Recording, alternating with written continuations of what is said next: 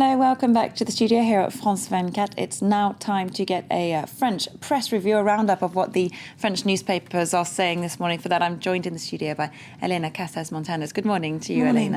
Elena. So the big news this morning, the Eurozone crisis summit in Brussels. What are the papers making of that? The plan to save the euro, that's the headline on Les Echos, the business paper, and it's the only subject really the papers are talking about. Some of the details we had this morning came out a bit late for this morning's papers, of course, but they know most of what they were expecting to happen, so they're focusing on the recapitalisation of banks and what that might cost. Now, on the front of Les Echos, they've got 8 portraits of the leaders who were most keenly involved in last night's all-night talks, and they say that really they all had their own domestic political concerns at heart. That's what was really important in getting to these negotiations. Angela Merkel, for example, they've got a little profile in there saying that if she didn't have the support of a vote in the Bundestag yesterday that gave her the impetus to push forward, we might never have got these negotiations. So yes, there's a lot of politics going on behind the scenes there. Angela Merkel, not the only one with a political crisis, perhaps nearly brewing back home. No, Silvio Berlusconi is hanging by a thread. His career is hanging by a thread, the paper says. Of course, he had to come to a last-minute decision yesterday on a pension agreement with his former ally, now kind of rival, the right-wing politician Umberto Bossi, without which Berlusconi wouldn't have had any kind of economic deal to offer the rest of the leaders in Brussels. As it was, what he's offered them isn't very convincing, and the Italian press is actually speculating that he might be set to resign in a few months' time. They say he might have made a secret promise about that, and that they might be calling fresh elections in Italy. Of course, this is also a domestic political issue here in France, the Eurozone crisis. The paper says Sarkozy is really trying to use it as an attempt to prove to the French public that he's a decision-making, strong president, to try and use this against his rival François Hollande. Yeah, of course, presidential election coming up in 2012 here in France. OK, Le Figaro, more worried, though, aside from the politics, about how markets are going to react to this deal. They've got no politicians on their front page. They've just got traders here kind of chewing their pens and fingers in anxiety about what this deal might produce. They say we've got to wait until the markets open this morning to find out if these talks last night have actually achieved anything, because that's what matters. And in their editorial, they say this is an inevitable step towards more economic federalism in Europe. This is bound to lead to an European finance ministry, they say, and more joint policy making. So we're going to have to get used to that new reality.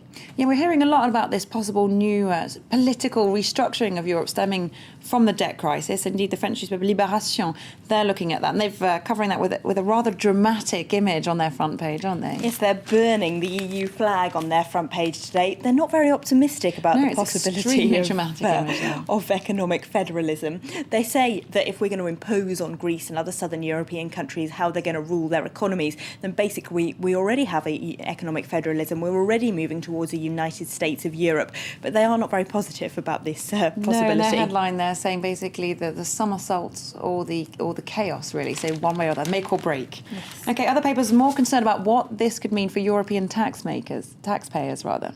Yes, the plan that European leaders are missing is the headline on La Tribune. Now, the plan they're talking about that European leaders don't have is one to actually restart growth. They say this is just going to mean more expense for taxpayers, higher unemployment, higher taxes, and with all of these austerity measures, the order of the day across Europe, we don't quite know where the money is going to come from to recapitalise banks, where states are going to get more taxes from, because everyone's going to see their economic prospects collapse. OK, and briefly, if we can, finish on a rather gloomy note. Le Parisien saying the downward spiral is well underway.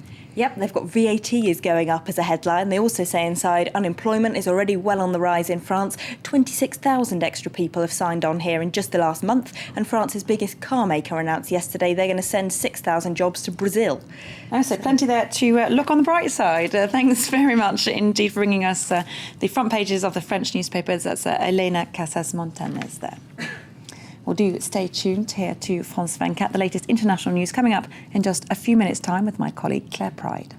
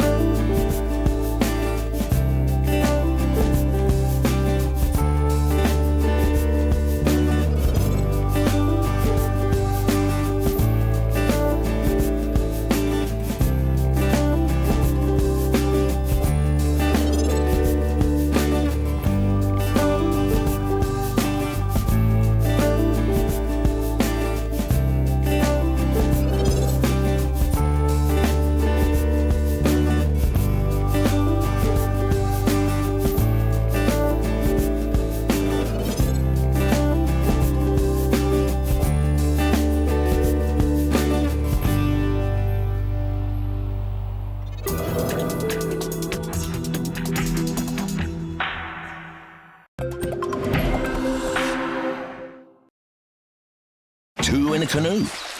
Or maybe a few hundred partying in Poznan.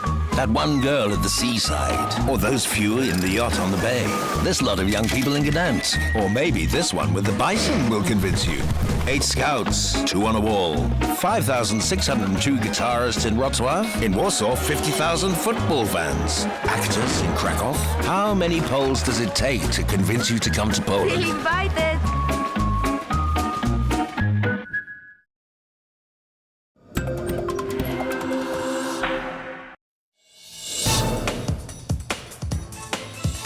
Lights, camera, activist.